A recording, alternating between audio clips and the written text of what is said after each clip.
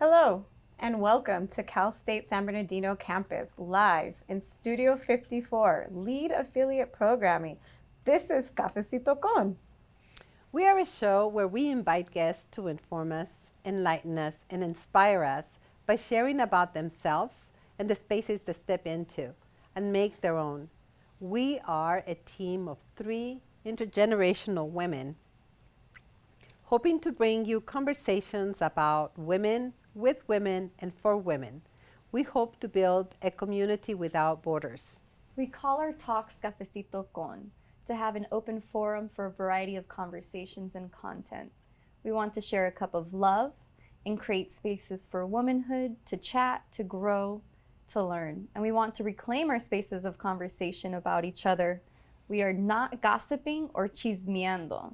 We are compartiendo, sharing our stories. More importantly, we're giving our best to each other. We will talk about life, business, hopes, and dreams. At least that's our dream. So we had a conversation with Rayven Armijo, and we invite you to listen to that. But one of the things that was left over was some of the studies and the work that she's done. So tell us a little bit about one of the many projects that you've had.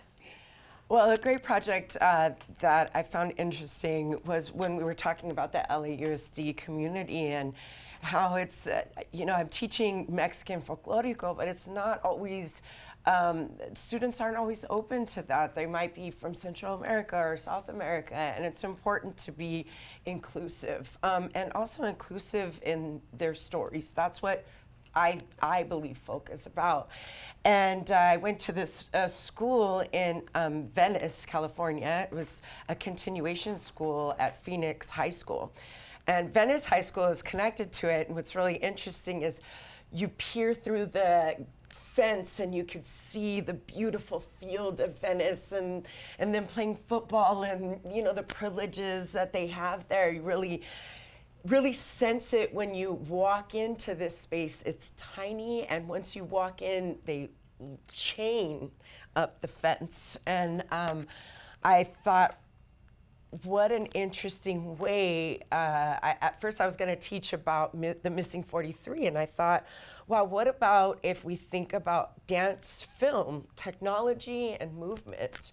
And we, as I was trying to teach my first class, I had a lot of men in there or boys, I would say, that were not gonna get up from their seat, no matter what I did. And the girls were influenced to follow, right? And so I just had them, they just laid back, and I said, what if you stomped your foot one time for me? And they were like, they stomped their foot. And I was like, what if we did, that's a step.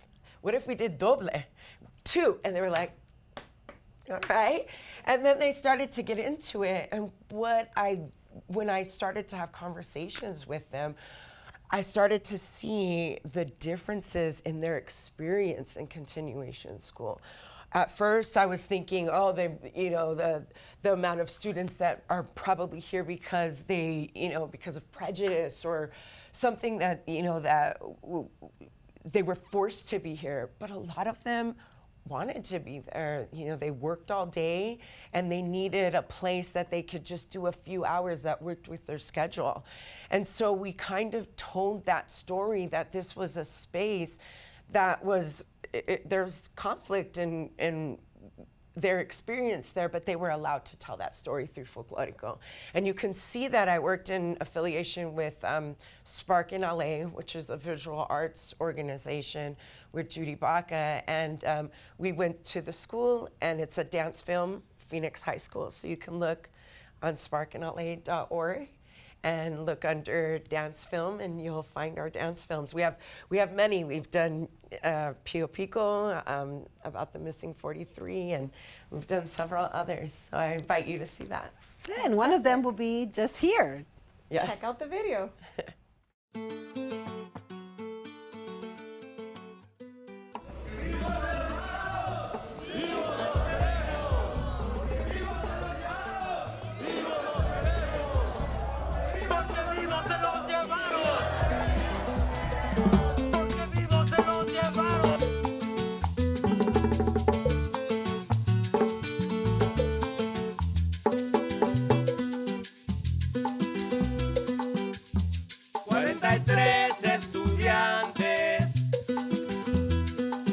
de noche se los llevaron. Policías municipales al narco los entregaron. En presencia de soldados se hicieron que no miraron. A mí no me queda duda, es terrorismo de Estado. 3 niveles de gobierno estaban involucrados con sus narcomilitares y el crimen organizado. Masacre de Otzinapa, no eres un caso aislado. Masacre de Ayotzinapa, no eres un caso aislado. Ay, si vivos se los llevaron, vivos deben regresar. Sí, si vivos se los llevaron, vivos deben regresar. Ay, vivos deben regresar, dice la voz popular. Si vivos se los llevaron, vivos deben regresar. Ay, masacre de Ayotzinapa, no eres un caso aislado. Masacre de Ayotzinapa, no eres un caso aislado. En Acapulco copleros cayeron asesinados por pistolero a sueldo, pagados por el Estado. Narcoestado mexicano, represivo y criminal. De Ayotzinapa, Aguas Blancas, sin olvidarnos de Acteal. Son genocidios de Estado de lesa humanidad. Si vivos se los llevaron, vivos deben regresar. Ay, vivos deben regresar. Si vivos deben regresar. Si vivos se los llevaron, vivos deben regresar. Nos han cerrado la lucha pacífico electoral. Nos han cerrado la lucha pacífico electoral. Solo nos queda un camino y es la guerra popular. La autodefensa del pueblo de la bota militar. De insensato irresponsable vas a llamar mi corrido. Si no tomamos las armas nos van a quemar los niños. ¡No tenemos armas, señor! ¿Por qué está apuntando, pues? ¿Por qué apunta? José Luis Abarca became mayor of Iguala in 2012. On September 26, the day of the attack, his wife, María de los Ángeles Pineda, was scheduled to hold a political event meant to bolster her chances to succeed her husband as mayor in 2015. According to accounts by federal investigators, Abarca ordered the police to stop the Ayotzinapa students from potentially disrupting his wife's event. As he and Pineda danced with Iguala residents just a few blocks away, municipal police were opening fire on the buses. The mayor's wife, prosecutors later said, had family links to a local drug gang called Guerreros Unidos, or United Warriors. Guerreros Unidos had split from the larger Beltran Leyva cartel and is involved in marijuana and poppy production in Guerrero. Federal officials called the mayor's wife the chief operator of the cartel inside Iguala City Hall. Many people in Mexico were left wondering, how many other José Luis Abarcas exist out there?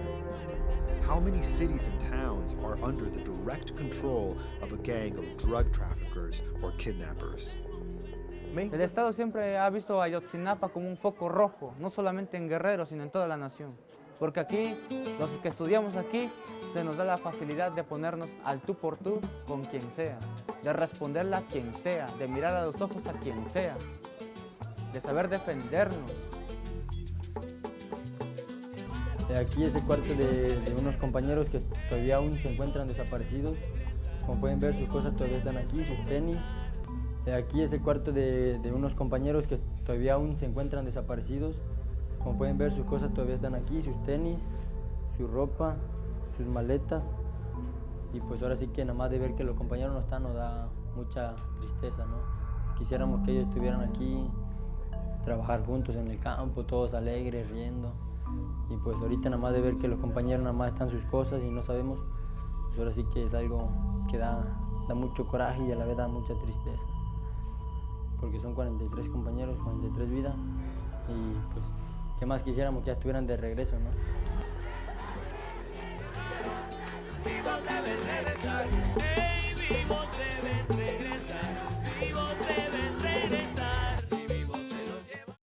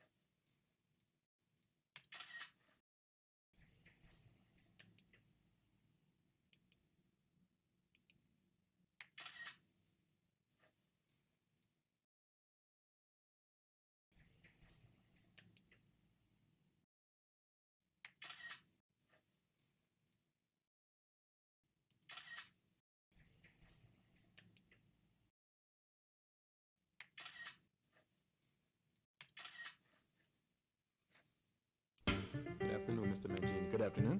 Yeah, I've got 3 problems in my class. The first one is a Dinko D. He's always zoning out, spacing. Put him in detention.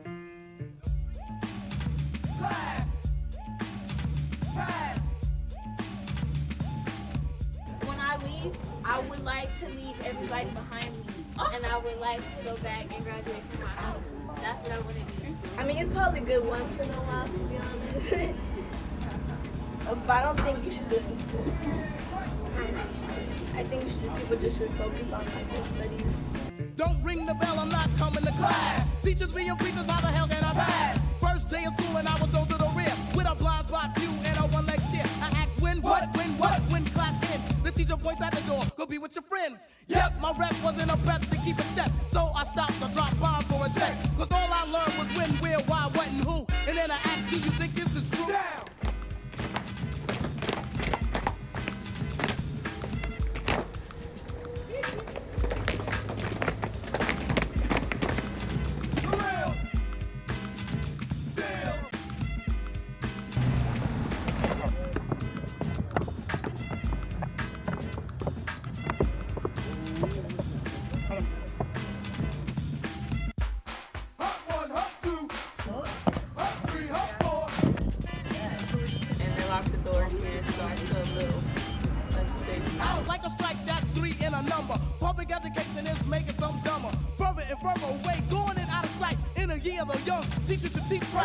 We'd like to know why you're teaching at this school. It's to be with because I'm one of them.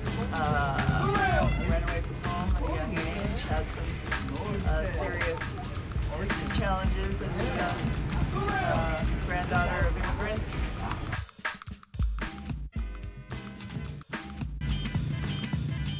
Last but not least, it's a Buster rhyme. Yeah, I know which one you're He's always talking to the girls, talking in class, starting trouble. Yeah, don't he's a spit hardcore problem. Detention.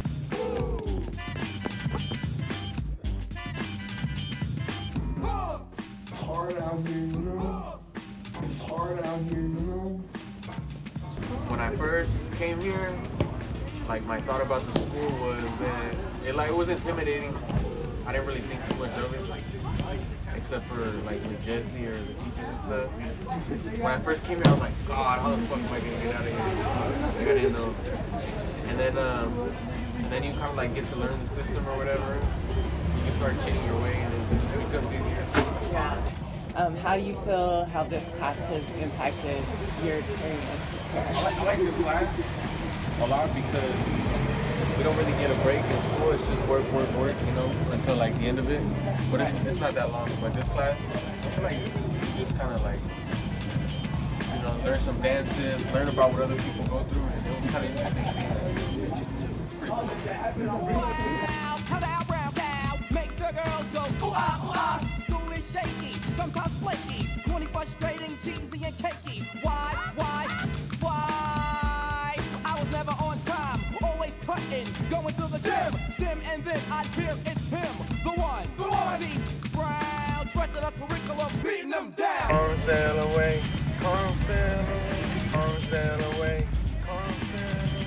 Ask the teachers to teach me something I can use because they're teaching me nothing. I tried to comply, his lie never dies in size, so I replied. You have a nice principal, I can say. You have a really nice principal you can look up to. She cares about us, like not only we're her students, but you know, she can look at us like if we're her kids. Teacher-wise, they're good, they can be better. I know it's gonna help me in the long run. So making those empowered decisions, which is what we want as teachers. We want independent thinkers and learners and movers and shakers.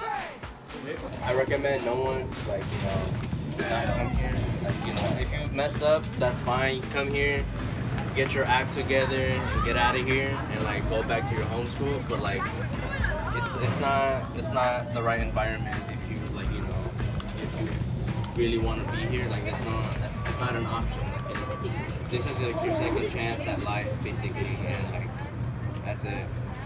You mess it up, things can like overturn your life, and like, you know, it won't be.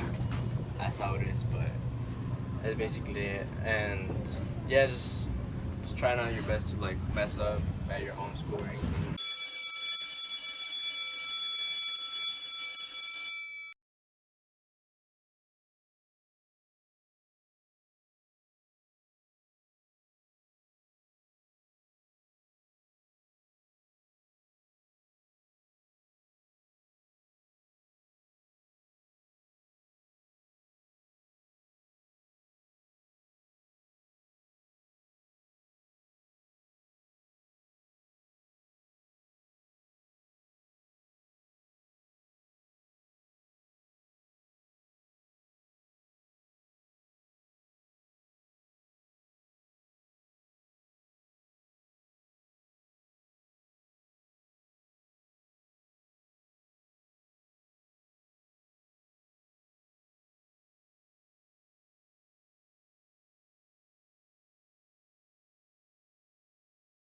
Thank you for joining us. We hope that we have inspired you and enlightened you, and we are excited for you to join us again for another Cafecito Con.